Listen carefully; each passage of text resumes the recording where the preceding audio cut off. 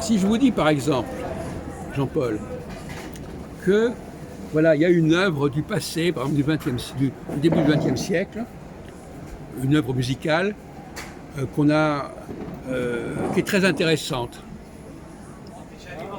qui a été faite il y a 100 ans. Comment pouvez-vous apprécier l'intérêt de cette œuvre? Par rapport au contexte de l'époque. Ben oui. Donc voilà, il a répondu tout de suite.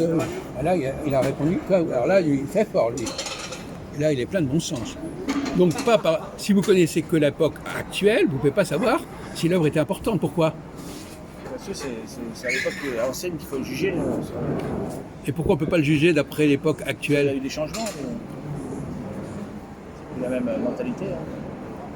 Attendez, laissez passer Jean-Luc. Mettez-vous au coin, Jean-Luc. Excuse-moi, mais les peintures de Van Gogh de l'époque, elles n'étaient pas appréciées à leur juste valeur. Donc ça contredit ce qu'il vient de dire. Non, pas du tout, pas du tout. Alors oui, c'est vrai, quelque part, oui. Eh ben oui. Attendez, on va se calmer, hein, on va se calmer.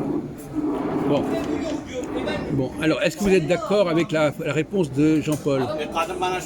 À savoir, par exemple, si je vous dis il y a une œuvre géniale qui a été faite il y a 100 ans, je vous la fais écouter, est-ce que vous êtes en mesure d'apprécier si elle est géniale?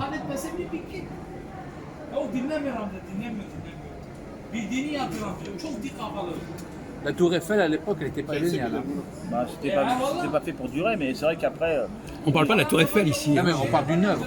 Bon. Ouais, il y a des choses qui prennent de la valeur dans le temps et d'autres pas, ouais, c'est toujours pareil. Hein. Ça dépend des œuvres. Mais, comme vous avez bien répondu au début, et puis après vous ne transformez pas l'essai.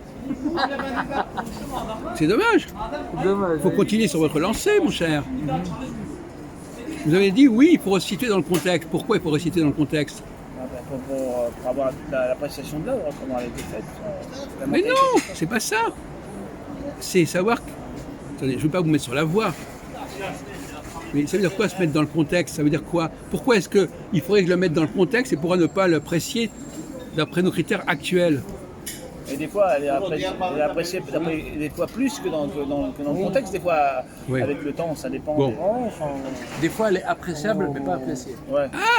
Bravo. Ah oui. Bravo, bravo. Non, mais c'est pas ça la réponse. C'est quoi alors? La réponse, c'est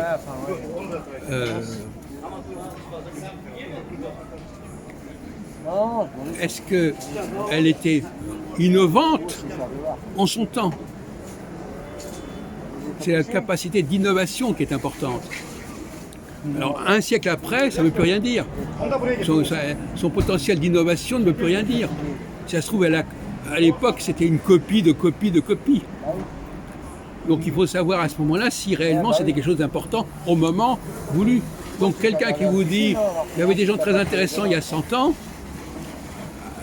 si vous ne connaissez pas ce qui s'est passé à cette époque-là, vous ne pouvez pas juger de l'œuvre. Mais quel est le piège? Un imbécile, qu'est-ce qu'il va répondre?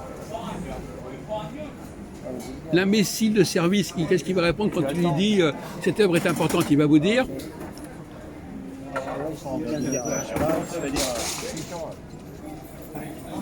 il va vous dire elle me plaît cette œuvre. Oui, il va la juger directement. Ça. Oui, il va dire oui, moi j'aime bien. Ouais. Ce qui ne prouvera rien. Pourquoi ça ne prouvera rien? Il va juger subjectivement, de toute façon, c'est subjectif, hein, c'est lui qui. Il croit que parce que lui, il va apprécier l'œuvre. C'est différent. Oui, non, mais il va croire qu'il va pouvoir apprécier l'œuvre, alors qu'on ne peut l'apprécier que dans son contexte, dans son époque. Vous avez très bien répondu d'ailleurs. De quoi? Non, mais c'est bon.